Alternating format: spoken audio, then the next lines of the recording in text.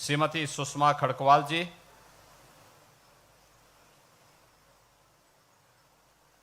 विधान परिषद के माननीय सदस्य और पूर्व मंत्री डॉक्टर महेंद्र सिंह जी, विधान परिषद सदस्य श्री मुकेश शर्मा जी, पवन कुमार जी, रामचंद्र प्रधान जी, संतोष सिंह जी, माननीय विधायक डॉक्टर नीरज वोरा जी, माननीय विधायक श्री योगेश शुक्ला जी, कारगिल विजय दिवस के अवसर पर आयोजित भारत माता के उन महान सपूतों के सभी सम्मानित परिजन, पूर्व सैनिक,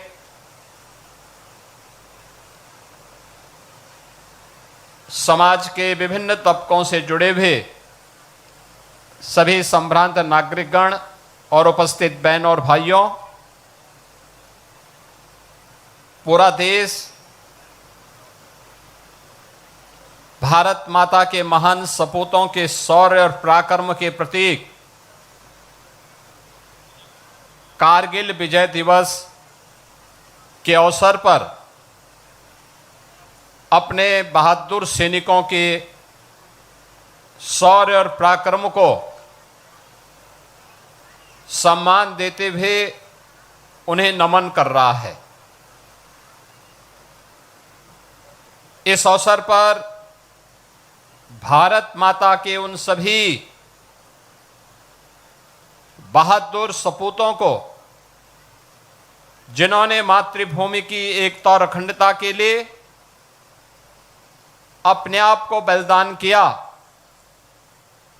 देश की रक्षा की, उसकी अखंडता को सुनिश्चित किया, उन सभी वीर सैनिकों के प्रति नमन करते हुए मैं प्रदेशवासियों की ओर से अपने सभी वीर बलिदानियों को विनम्र श्रद्धांजलि भी अर्पित करता हूं। आज जब हम यहां पे नगर निगम के द्वारा आयोजित इस कार्यक्रम का हिस्सा बन रहे हैं,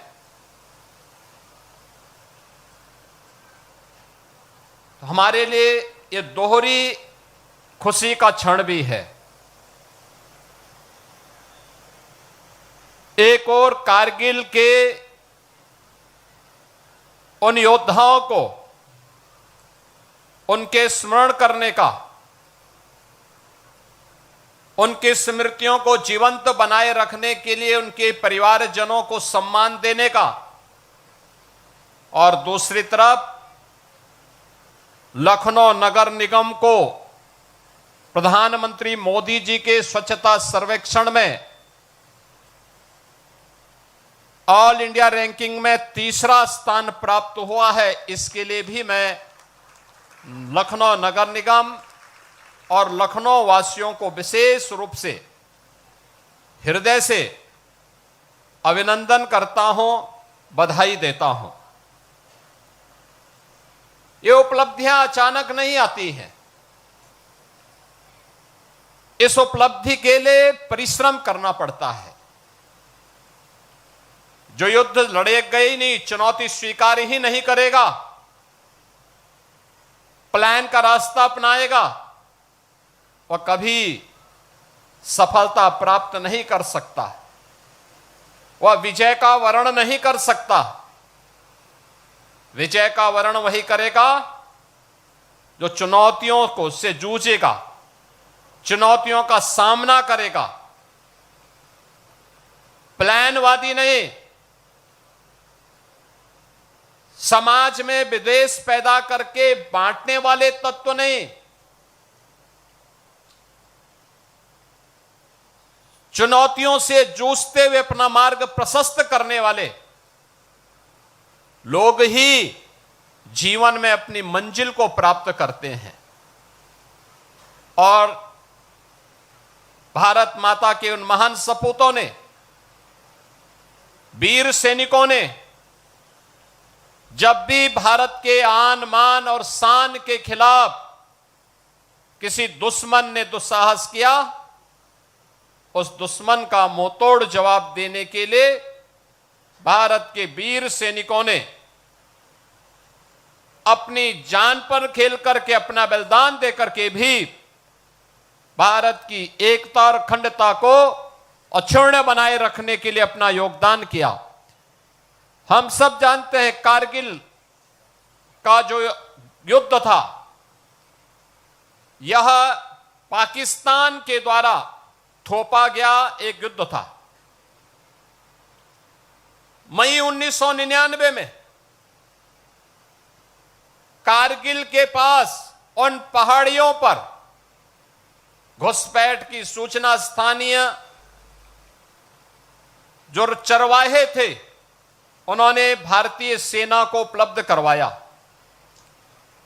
भारतीय सेना ने इसके लिए देश की तत्कालीन सरकार को अवगत कराया और उसके बाद चेतावनी के बाद भी जब उन लोगों ने हमला करना प्रारंभ किया तो उनकी गलतफहमी को दूर करने के लिए ऑपरेशन विजय के नाम पर सदैव प्रधानमंत्री से अटल बिहारी वाजपेयी जी ने 1999 में जिस अभियान को आगे बढ़ाया था, उसकी आज ही घोषणा हुई थी। 26 जुलाई 1999 को सरदेव वाजपेयी जी ने कारगिल विजय की घोषणा करके पाकिस्तान पर एक बड़ी विजय प्राप्त करके दुनिया को चौंकाया था। क्योंकि कारगिल सामरिक दृष्टि से एक अत्यंत चुनौतीपूर्ण क्षेत्र था, जहां पर दिन में भी टेम्परेचर -50 से भी नीचे रहता है। पाकिस्तान ऊपर था, भारत के सैनिक नीचे थे, लेकिन भारत के सेना के शौर्य और पराक्रम के सामने कायर पाकिस्तान के जितने भी घुसपैठिए थे वे बहुत देर रुक नहीं पाए। उस समय पाकिस्तान के राष्ट्रपति मुशर्रफ, परवेज मुशर्रफ अमेरिका गए, यूएस ने दबाव बनाने का प्रयास किया, लेकिन वाजपेयी जी ने दो टूक कहा, जब तक एक भी घुसपैठे भारत के अंदर रहेंगे, बातचीत अमेरिका हो या दुनिया की किसी ताकत के सामने भारत झुकेगा नहीं। दुश्मन को भारत की धरती से बाहर करके रहेगा और जो नहीं जाएगा वो मारा जाएगा। बहनों और भाइयों, अगले कुछ घंटों का समय उन्होंने घुसपैठियों को भागने के लिए दिया कि अब निकल भाग जाओ, नहीं तो मारे जाओगे और वह मौत मरेगी जिसकी कभी कल्पना नहीं की होगी। और अंततः पाकिस्तान को आत्मसमर्पण करना पड़ा, आत्मसमर्पण करना पड़ा, घुसपैठियों को भागना पड़ा। भारत ने आज ही के दिन, आज से 26 वर्ष पहले, सरदेव श्री अटल बिहारी वाजपेयी जी ने ऑपरेशन विजय के रूप में कारगिल विजय की घोषणा करते हुए इस दिवस को पूरे देश के अंदर इसी उत्साह और उमंग के साथ भारत माता के महान सपूतों को नमन करते हुए इस कार्यक्रम को आगे बढ़ाया। यह हमारे प्रदेश का सौभाग्य है कि देश के आन मान और शान के लिए लड़ते हुए जब भी आवश्यकता पड़ी तो भारत के जवानों ने कभी पीछे मुड़ करके नहीं देखा। कारगिल के युद्ध में भी 1999 में लखनऊ के कुछ जाबाज जवानों ने अपने आप को देश के एकता और अखंडता के लिए समर्पित भाव के साथ आगे बढ़ाया था। और उसमें से जो हमारे भारत माता के महान सपूत बलिदान हुए, उनमें captain Manoj Kumar Pandey, captain Aditya Mishra, lance Naik Kewalanand Dwivedi, rifleman Sunil Jung, major Ritesh Sharma, ये नाम ऐसे हैं जिन नामों का स्मरण केवल लखनऊ और प्रदेशवासी ही नहीं, पूरा देश बड़े गौरव के साथ लेता है, बड़े गर्व के साथ लेता है। और आज ये हमारा सौभाग्य है, कारगिल विजय दिवस के अवसर पर इन भारत माता के महान सपूतों के परिवारजनों को हमें सम्मान देने का अवसर प्राप्त हुआ है। हमने प्रदेश सरकार में 2017 में सरकार बनने के बाद डबल इंजन की इस सरकार ने आदरणीय प्रधानमंत्री जी की प्रेरणा से देश के अंदर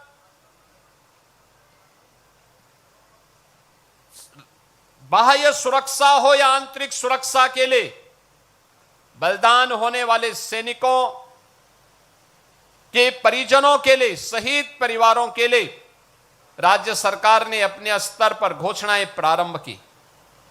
अगर कोई जवान देश की सीमाओं की रक्षा करते हुए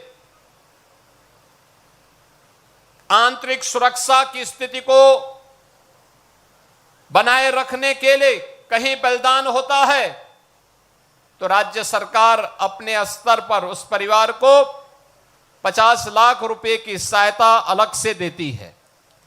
परिवार के एक सदस्य को उत्तर प्रदेश सरकार की नौकरी में भी स्थान देती है, नौकरी देती है, और उनके स्मारक को उनकी जन्मभूमि या उनकी कर्मभूमि जहां पर परिवार के लोग सहमत होते हैं, वहां पर उसे स्थापित करने के लिए अपना योगदान देती है।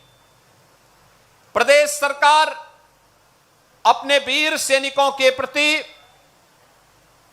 यूनिफॉर्म धारण करने वाले उन सभी जवानों के प्रति सदैव सम्मान का भाव रखते हुए उनके योगदान को स्मरण करती है और उनकी सेवाओं के प्रति वर्तमान और भावी पीढ़ी के सामने एक नई प्रेरणा प्रस्तुत करने का कार्यक्रम भी आयोजित करती है।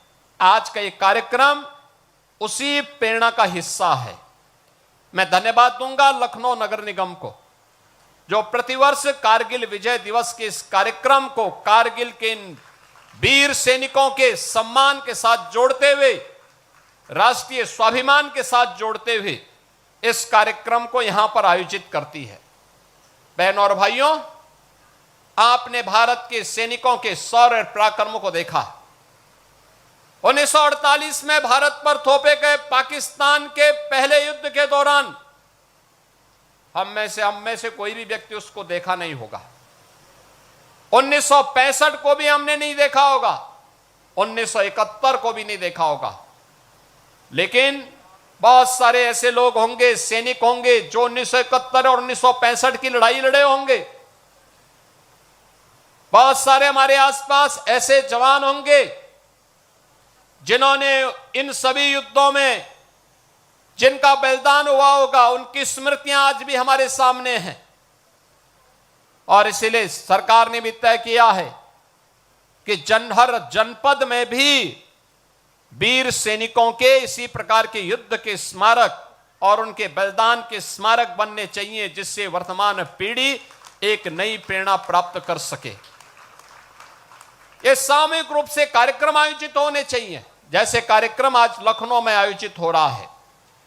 एक ओर सरकार के स्तर पर एक प्रयास उन्हें अधिक से अधिक सैनिकों के प्रति सम्मान का भाव व्यक्त करते हुए हमारी सरकार ने तय किया है कि अग्निवीर के रूप में जो जवान देश की सेनाओं में अपना योगदान दे रहे हैं, जब वह जवान रिटायर होकर के आएगा, उत्तर प्रदेश पुलिस बल में हम ऐसे जवानों को 20% आरक्षण की व्यवस्था कर रहे हैं।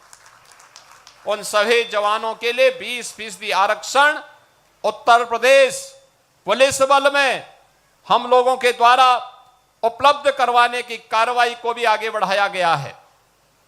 बहनों और भाइयों, हमें ध्यान रखना होगा राष्ट्र की एकता और अखंडता सदैव बलिदान मांगती है। हमें हर हाल में, हर कीमत पर राष्ट्र की एकता और अखंडता को बनाए रखने के लिए अपना योगदान देना होगा। आज अगर हम चैन से सो पाते हैं, समृद्धि के मार्ग पर आगे बढ़ पाते हैं, विकास के इन नए नए आयामों का लाभ ले पाते हैं, आधुनिक सुविधाओं से अगर हम लोग आज के दिन पर लाभान्वित हो पा रहे हैं, तो इसका कारण है क्योंकि भारत के वीर जवान भारत की सीमा में सम और विषम परिस्थितियों का सामना करते हुए देश की सीमाओं की रक्षा कर रहे हैं। उनके द्वारा किए जाने वाले योगदान के कारण हम देश के अंदर प्रगति के इस लाभ को अपनी आंखों से देख पा रहे हैं।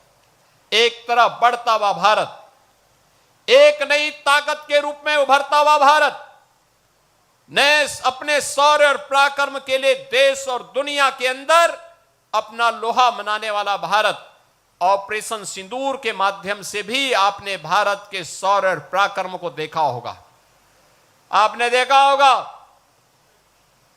जिस पाकिस्तान ने और उसके प्रेरित आतंकवाद ने पुलवामा में निर्दोष तीर्थ यात्रियों को अपना शिकार बनाया था, उन्होंने 22 ऐसे जवानों को, ऐसे तीर्थ यात्रियों को अपना शिकार बनाया था। उस पाकिस्तान को सबक सिखाने में भारत के बहादुर जवानों को और भारत की सेना को 22 मिनट भी नहीं लगे। पाकिस्तान के आतंकी कैंपों को तहस नहस कर दिया। प्रधानमंत्री मोदी जी ने यही कहा था कि पुलवामा में जिसने भी दुस्साहस किया उसको इसकी कीमत चुकानी पड़ेगी।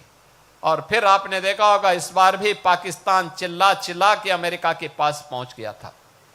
भारत एक मोर्चे पर कई देशों से लड़ रहा था, कहीं तुर्की के द्वारा, कहीं चीन के द्वारा और कहीं दुनिया के अन्य देशों के द्वारा भी उसे सहायता दी जा रही थी। लेकिन उस सब के बावजूद भारत की बहादुर सेना के सामने पाकिस्तान की एक नहीं चली और अंततः उसको समर्पण करने के लिए मजबूर होना पड़ा था, ये बहादुर सैनिकों के नाते। और इसलिए यूनिफॉर्म के प्रति सम्मान का भाव हर भारत का दायित्व बनता है, हर भारतवासी का दायित्व बनता है। एक तरफ यह सम्मान का भाव, दूसरी तरफ अगर हमें विकसित भारत के सपने को साकार करना है तो उन षड्यंत्रों से हमें हमेशा सावधान होना होगा जो षड्यंत्र हमें बांटने का काम कर रहे हैं, जाति के नाम पर, क्षेत्र के नाम पर, भाषा के नाम पर। याद रखना, बल, बुद्धि और विद्या में भारत कभी इतिहास के किसी भी कालखंड में कभी कमजोर नहीं रहा, कभी कमजोर नहीं रहा। किसी बात की कोई कमी भारत के अंदर कभी नहीं थी।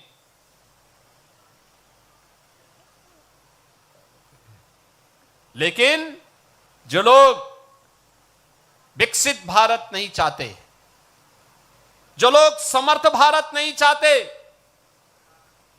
जो लोग सशक्त भारत नहीं चाहते,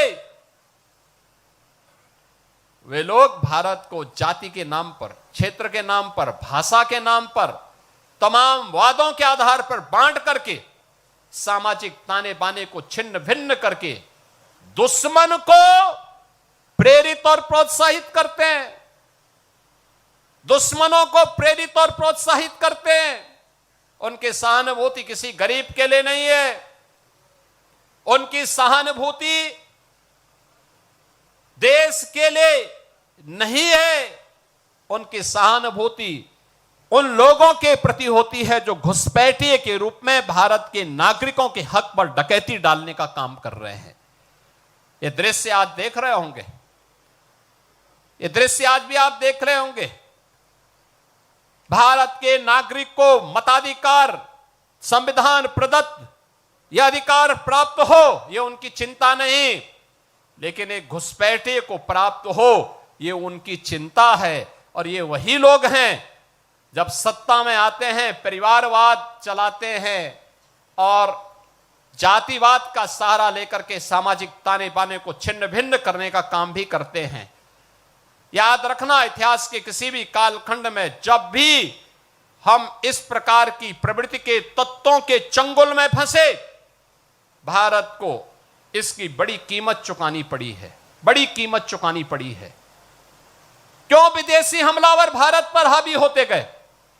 ऐसा नहीं कि हमारे पास योद्धाओं की कमी रही हो, हमारे पास बल या बुद्धि या वैभव की कमी किसी स्तर पर रही हो। भारत गुलाम हुआ इसलिए क्योंकि एक ऐसी उस समय कुछ ऐसी ताकतें थी जो बांट रही थी, जैसे आज कुछ राजनीतिक दल फिर बांटने का काम कर रहे हैं। ये विभाजन हमारी कमजोरी का कारण था। इस विभाजन से फिर से बचने की आवश्यकता है। एक भारत श्रेष्ठ भारत के रूप में हमें एक समर्थ और सशक्त भारत के लिए, एक आत्मनिर्भर और विकसित भारत की संकल्पना को साकार करने के लिए आगे बढ़ना होगा, एकजुट होना होगा। कारगिल विजय दिवस का संदेश यही है, जिन वीर सैनिकों ने अपना बलिदान दिया है उनकी प्रेरणा यही है कि हम एक भारत और श्रेष्ठ भारत के माध्यम से ही एक सशक्त और समर्थ भारत की परिकल्पना को साकार कर सकते हैं। आज के इस अवसर पर मैं भारत माता के उन सभी सपूतों को, जिन्होंने विभिन्न युद्धों में देश की सीमाओं की रक्षा करके भारत की अखंडता को सुनिश्चित किया, आंतरिक सुरक्षा को बनाए रखने के लिए अपने आप को बलिदान दिया, उन सभी वीर जवानों को मैं विनम्र श्रद्धांजलि अर्पित करते हुए उनकी स्मृतियों को नमन करता हूं। भारत माता के जो हमारे बहादुर जवान, जिन्हें लखनऊ की धरती को पैदा करने या लखनऊ को अपने जन्मभूमि और कर्मभूमि के रूप में जिन्होंने स्वीकार किया, ऐसे captain Manoj Kumar Pandey, captain Aditya Mishra, lance Naik Kewalanand Dwivedi, rifleman Sunil Jung, major Ritesh Sharma, इन सब की स्मृतियों को नमन करते हुए मैं इन्हें विनम्र श्रद्धांजलि अर्पित करता हूं। उनके परिवारजनों के प्रति अपना सम्मान व्यक्त करते हुए आप सभी से आह्वान करूंगा कि सैनिकों के प्रति जो भी सम्मान, सर्वोच्च सम्मान हो सकता है, वह सम्मान का भाव हमारे मन में सदैव रहना चाहिए। इस विश्वास के साथ आप सबके प्रति भी मैं अपनी शुभकामनाएं देता हूं। धन्यवाद। जय हिंद। बहुत बहुत धन्यवाद मुख्यमंत्री महोदय। मुख में वंदे मातरम है।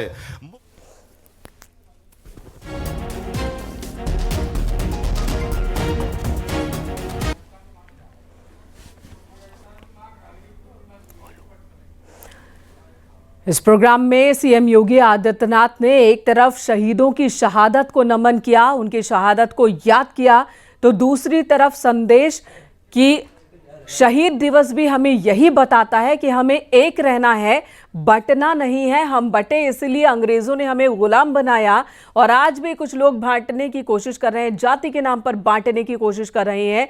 इस साजिश को सफल नहीं होने देना है।